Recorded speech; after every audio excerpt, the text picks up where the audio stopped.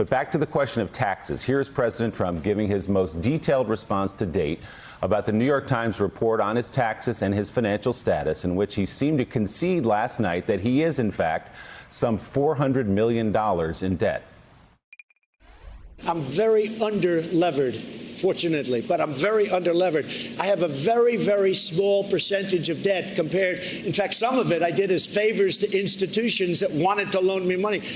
$400 million compared to the assets that I have, all of these great properties all over the world, and frankly, the Bank of America building in San Francisco.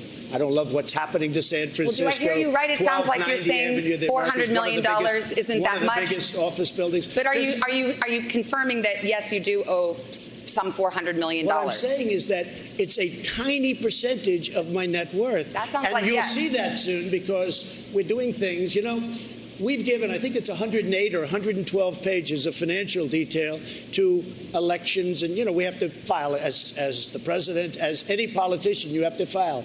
Nobody ever looks at that.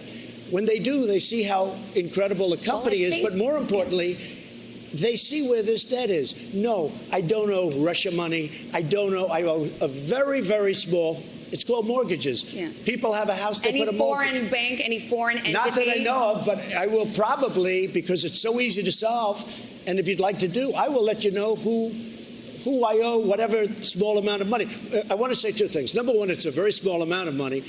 Number two, it's very straight. It's very, very straight. But it's a tiny percentage of the worth. Did you ever hear the expression under-levered? Yeah. I am extremely under-levered. Well, Jason Johnson, as Savannah pointed out right after that, she said, well, you could resolve all this by releasing your taxes. And again, he says these numbers are phony and made up. The New York Times is reporting on tax returns that it has viewed. The president went on to say some of his loans were favors to institutions that wanted to loan me the money. He was doing favors by taking their loans. He could have, again, another case where he could have said, no, I'm not $400 million in debt. That's ridiculous. Instead, he went down this long and winding road, thereby implying that, yes, in fact, the president of the United States does owe somebody more than $400 million right now. Yeah, Willie, I'm old enough to remember the 2012 election and debates where we spent weeks talking about the fact that Mitt Romney, I think it was challenged one of the other candidates and said $10,000 bet. Yeah. And we were aghast, right? We were aghast that he treated $10,000 like it was nothing. We're now at a point where a president who is in debt $400 million says that's peanuts. Yeah. While you've got 40 million Americans who are out of work. While his party refuses to come up with another stimulus package for more people who will be put out of work and out of their homes. It's indicative of sort of the cult-like nature of people who continue to support Donald Trump. What I thought was particularly compelling also about that number and about that debt and about his inability to give a straight answer is, look, you couldn't get a security clearance at the FDA if you had $400 million in debt. I have family members who are in national security positions and everything else like that. That kind of debt to anybody under any circumstances would not allow you access to any sensitive information in the government.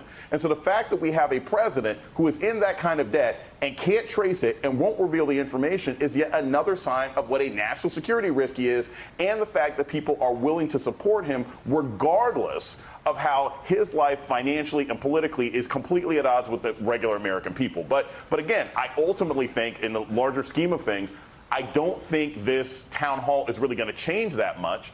The people who like Donald Trump are going to continue to like him. Over 18 million Americans have already voted one way or another. And every single time he opens his mouth, it is just a reminder, not just of what a terrible person he may be, what a bad politician he may be, but it also depresses the vote for down ballot Republicans who have to go to Zoom town halls and explain the behavior of a president who is completely at odds with regular people.